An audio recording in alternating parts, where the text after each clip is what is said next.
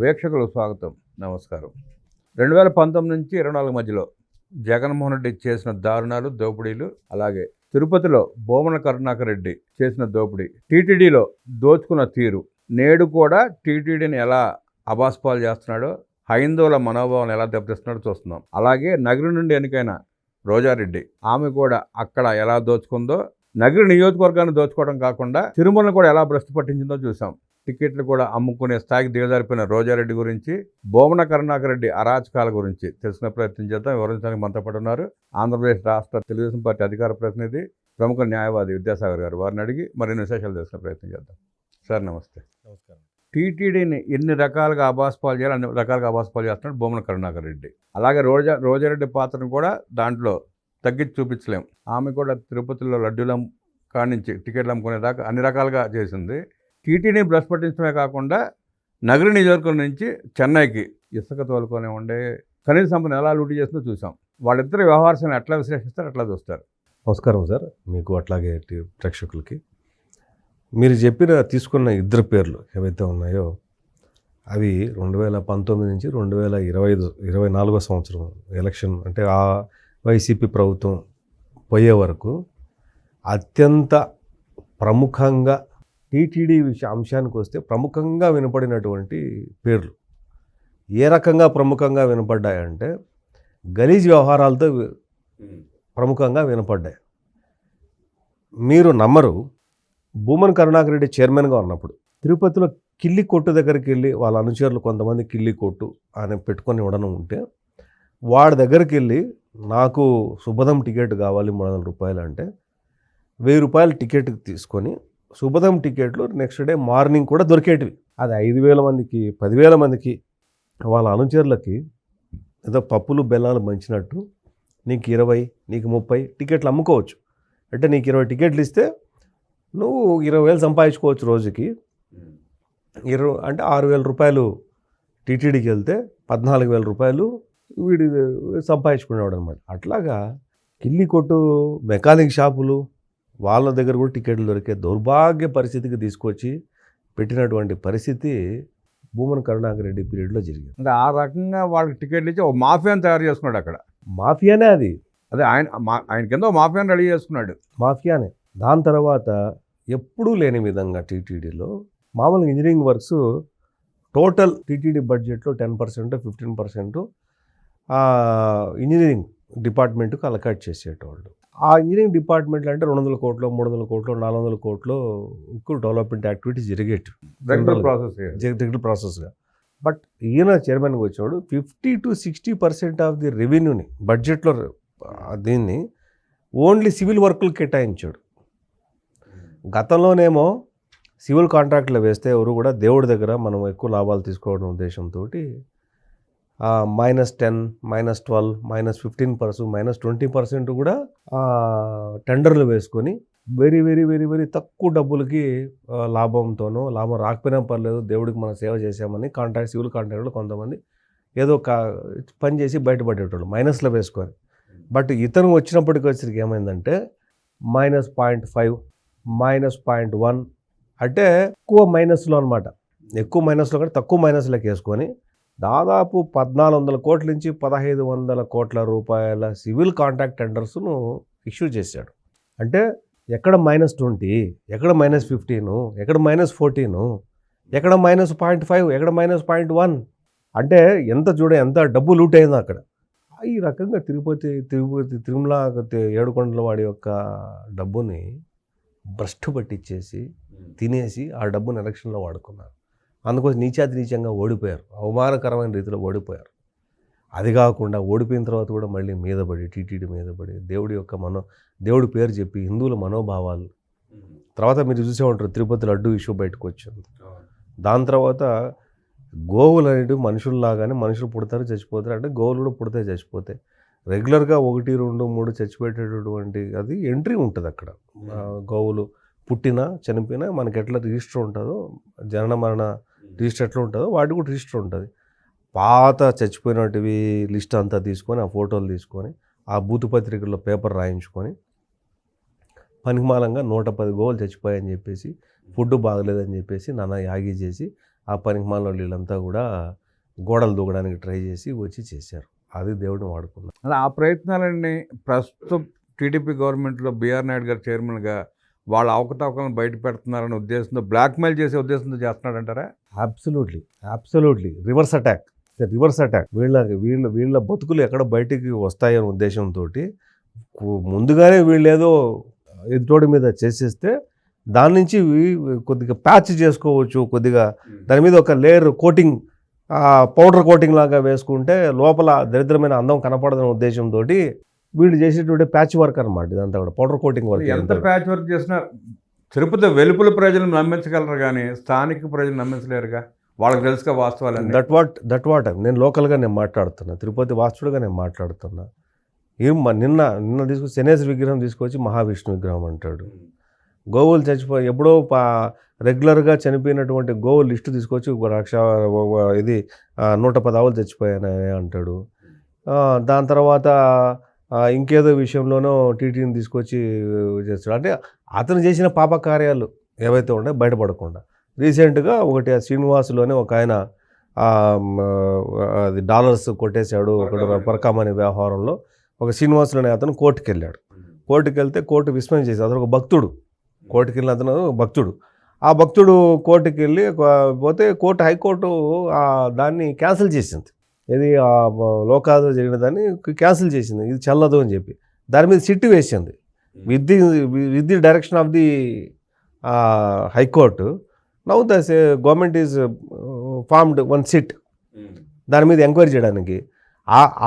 అది ఇంకెంత ఘోరం అంటే ఏదో వాళ్ళ ఇంట్లో ఆస్తిని ఏదో కాజేస్తే వాళ్ళేదో ప్రైవేట్గా ఇది ఒక పంచాయతీ చేసుకొని ఆ పంచాయతీలో లోకాదులో మేము రాయించుకున్నాము, నీ కేసు తీసేసాము అన్నట్టు వాళ్ళ అబ్బ సొత్తు కాదు అది, ఆ దేవుడి సొత్తు. వాళ్ళ కేసు కొట్లాడాలి. అది దొంగతనం కేసు పెట్టారు. దొంగతనం కేసు కాదు అది. మొత్తంగా దానిలో ఉన్నటువంటి డబ్బులు 100 కోట్లు, 130 కోట్లు, 140 కోట్లు. It's a robbery. అది దొంగతనం కాదు. అది దొంగతనం అంటే 50,000 రూపాయల లోపల ఉండాలి. దొంగతనం అంటే 50,000 రూపాయల లోపల ఉన్నదే. ఇది లీగల్ టెర్మినాలజీ చాలామందికి అర్థం కాదు. 50,000 లోపల ఉన్నదాన్ని దొంగతనం అంటారు. 50,000 కంటే పైన ఉన్న దాన్ని దోపిడీ అంటారు. ఇట్స్ ఎ రాబరీ, దోపిడీకి పెట్టాల్సిన సెక్షన్లు పెట్టకుండా దొంగతనం సెక్షన్లు పెట్టి నువ్వు దాన్ని కాంప్రమైజ్ చేసేసి 14 కోట్లు, 20 కోట్లు, 30 కోట్లు ఎంతనో ఆ వాల్యూ కట్టి ఆ వాల్యూని టీటీడీకి ఇచ్చినట్టు ఇచ్చేసి మిగతా వాల్యూ ఆఫ్ ది ప్రాపర్టీస్ అన్నీ కూడా కొంతమంది పోలీస్ అధికారులు, కొంతమంది విజిలెన్స్ అధికారులు, కొంతమంది టీటీడీ అధికారులు with the instruction of the chairman and అప్పుడు జేఈఓ, ఈఓ వాళ్ళు ఎవరైతే ఉన్నారో వాళ్ళందరూ కూడబలుకొని ఆస్తులు కొట్టేసి దేవుడి సొత్తు తిన్నారు. అది గరుడవారధిని ఒకటి వేస్తే ఆ గరుడవారధిలో వచ్చి రాగానే వర్కులు ఆపేసి ఆ ఆఫ్ఘాన్స్ ఏదో కంపెనీ అనుకుంటాను, ఆఫ్ఘాన్స్ అనే కంపెనీ 660 కోట్లు పెడితే దానికి టీటీడీ డబ్బు ఇవ్వాలని చెప్పి డిమాండ్ చేసి ఈ వైసీపీ వాళ్ళు 150 కోట్లు 100 కోట్లు తీసుకోవాలనుకుంటే పబ్లిక్ తిరగబడితే కోర్టులో కేసులు వేస్తే అప్పుడు ఆగిపోయింది. గవర్నమెంట్ చేసే డెవలప్మెంట్ చేసే యాక్టివిటీకి దేవుడి డబ్బు ఎందుకు ఇవ్వాలండి? ఏం అవసరం? అట్లాగే కరోనాలో 15,000 కోట్ల నుంచి 16,000 కోట్ల రూపాయలు టీటీడీ డబ్బు వివిధ బ్యాంకుల్లో డిపాజిట్ అయింది. అందరికి ఇచ్చే వడ్డీ కంటే కూడా బ్యాంకులు కూడా 1%, 2% దేవుడికి ఎక్కువ వడ్డీ ఇస్తుంది. దేవుడి కోసం ఇస్తుంది, మనుషుల కోసం కాదు. ఆ డబ్బుతో వచ్చే డబ్బుతో ఏదో అన్నదానము, లేకపోతే అవయవదానము, లేకపోతే ప్రాణాదాన, లేకపోతే కళ్యాణ మండపాలు, లేకపోతే చారిటీ, లేకపోతే టెంపుల్స్, ఇంకోటి రకంగా చేయడానికి బ్యాంకులు 1%, 2% జనరల్ ఇంట్రెస్ట్ కంటే కూడా భగవంతుడి డిపాజిట్లకు ఎక్కువ ఇస్తుంది. బంగారం మీద వడ్డీ ఎక్కువ ఇస్తుంది. బంగారు డిపాజిట్ల మీద ఆల్ నేషనల్ బ్యాంక్ అంటే even though private banks also ఎక్కువ ఇస్తుంది, వడ్డీ ఎక్కువ ఇస్తుంది. 100 రూపాయలు వస్తే మా కామన్ మ్యాన్కు 120 రూపాయలు భగవంతుడికి ఇస్తుంది. దాన్ని తీసేసి ఆ డబ్బును తీసేసి మేము గ్యారెంటీ ఉంటామని చెప్పి బాండ్లు ఇష్యూ చేయాలని చెప్పేసి ఆ డబ్బు కొట్టేయాలని చెప్పి ట్రై చేశారు. కరోనాలో పెద్ద గోల అయిపోతే లేదు మేమే వడ్డీ ఇస్తాం కదా, తప్పేముంది, ఆ డబ్బు వాడుకుంటే ఎవడబ్బా సొత్తు కాదు, అది భక్తుల సొత్తు. అప్పుడు ప్రజల్లో భక్తులు ఇలాంటి వాళ్ళంతా కూడా దాన్ని సేఫ్ గార్డ్ చేశారు. తిరగబడితే అప్పుడు ఆగింది. బంగారం తీసేయాలని చెప్పి ట్రై చేశారు. దేవుడు డబ్బు తినేయాలని చెప్పి ట్రై చేశారు.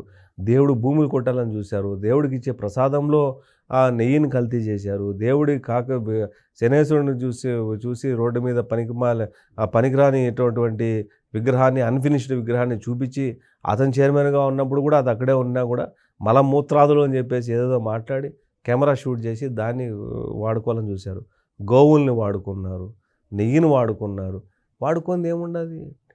ఇంజనీరింగ్ వర్కుల్లో డబ్బులు తినేశారు, కాంట్రాక్టర్ల దగ్గర డబ్బులు తినేశారు, భూములు కొట్టేశారు. ఉద్దరగా ఆ smart city funds vice chairman కొడుకు డిప్యూటీ మేయర్గా మేయర్ని పక్కన పెట్టి మేయర్ పనులని డిప్యూటీ మేయర్ చేశాడు. ఇది వాళ్ళు చేయని అన్యాయమే లేదు. టీడీఆర్ బాండ్లు కానీ వెంకటస్వామి అన్నప్రసాదం వరకు అన్ని చేశారు, అన్ని దారుణాలు చేశారు. ఆ పాపం ఊరికే పోదు, ఆ పాపము పరిహారం జరగాల్సిందే. దీని మీద వాళ్ళ నారా లోకేష్ గారు సిట్ వేస్తామనేది అన్నట్టు. అది సిట్ వేయాల్సిందే, జరగాల్సిందే. ఇంకా రోజా దగ్గరికి వస్తారా, మహాతల్లి అది ఏం పాదమో అర్థం కాదు. ఆ మహాతల్లి టికెట్లు అమ్ముకొని ఈ సేమ్ ప్రాక్టీస్ ఇదంతా కూడా. ఒక్కొక్క టికెట్ 50,000 రూపాయలు. ఆ తమిళనాడు, కర్ణాటక వాళ్ళని పిలుచుకోవటం, ఒక్కొక్కసారి పోతే 50 మందిని 100 మందిని వేసుకొని పోవటం, ఆవిడతో పాటు దర్శనానికి పిలుచుకొని పోవడం, అదే ధర్మసత్రం మాదిరి వెళ్ళిపోవటం, నేరుగా మహాద్వారం గురించి వెళ్ళిపోవటం, వెళ్ళిపోయి అక్కడ దర్శనం చేసుకోవటం, 10 నిమిషాలు కాబట్టి అర్ధగంట దేవుడి ముందు నిలబెట్టడం, ఒక్కొక్కరి దగ్గర 50,000 రూపాయలు వసూలు చేసుకోవటం. ఆ టూరిజం టికెట్లు 600 టికెట్లు 800 టికెట్లు, ఒక్కొక్క టికెట్ 2,000 1,700 ఎంత పెడితే 3,000 రూపాయలకి అమ్ముకోవటం. కోటాను కోట్లు ఆ రోజా అనే మహానుభావురాలు దేవుడి పేరు చెప్పి లూటు చేసింది ఆమె.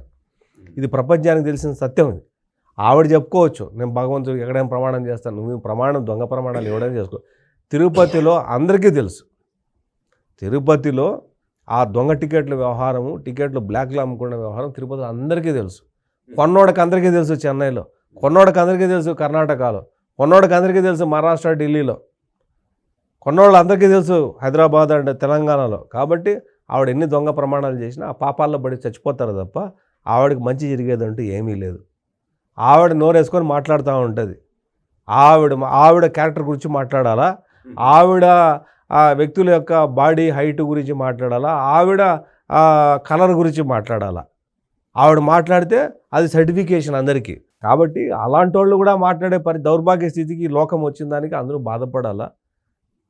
అలాంటి వాళ్ళ పరిస్థితి ఏమవుతుందో. ఒక ఎమ్మెల్యేని పట్టుకొని కొడుకుని మాట్లాడుతుంది, బూతులు మాట్లాడుతుంది, గాల్నా కొడుకులు అంటుంది, గాల్లో గెలిచారంటుంది. మరి నువ్వు దేంట్లో గెలిచినావు? మీరు ఆ ప్రశ్న వేస్తే ఏడుస్తుంది. నన్ను, నా కొడుకును, నా బిడ్డను నువ్వు తిట్టినప్పుడు నీ నోరుకి అసలు అద్దు అదుపు ఉందా? నీ నోరుకి నువ్వు ఏం మాట్లాడతావు తెలుసా? నీకు సంస్కారం ఉందా? నువ్వు డిగ్రీ వరకు చదువుకున్నావు, డిగ్రీ కన్నా విలువద్దు నీకు? ఆవిడకి సంస్కారం ఉంటే అసెంబ్లీలో నన్ను రేపు చేసేద్దాము మీకు ఎవరికైనా ఉందా అని ఎట్లా అడుగుతుంది? కాబట్టి ఆ మనిషి గురించి మనం మాట్లాడితే, మనం ఎంత తక్కువ మాట్లాడితే మన నోర్లు ఫినాయిల్తో కడుక్కుంటే అవసరం లేదు. ఆవిడ ఫినాయిల్తో కడుక్కుంటుందో లేకపోతే ఎలకల మందుతో కడుక్కుంటుందో మనకు తెలియదు. కానీ మనం ఎలకల మందుతో కడుక్కోవాల్సిన అవసరం లేదు, ఫినాయిల్తో కడుక్కోవాల్సిన అవసరం లేదు. నిద్రలేసి బ్రష్ చేసుకుంటే చాలు మనకు. కాబట్టి మనం నిద్రలేసి బ్రషే చేసుకుందాం, ఫినాయిల్తో క్లీన్ చేసుకోవాల్సిన అవసరం లేదు. కాబట్టి ఆవిడ అనే వ్యక్తి గురించి మనం ఎంత తక్కువ మాట్లాడితే అంత మంచిది. ముఖ్యంగా ఆమెకు సంస్కారం లేకపోవచ్చు, మాట్లాడే వాళ్లకు ప్రతి ఒక్కరికి సంస్కారం ఉంటుంది. కాబట్టి ఆమె రోజా గారనే మాట్లాడతాము.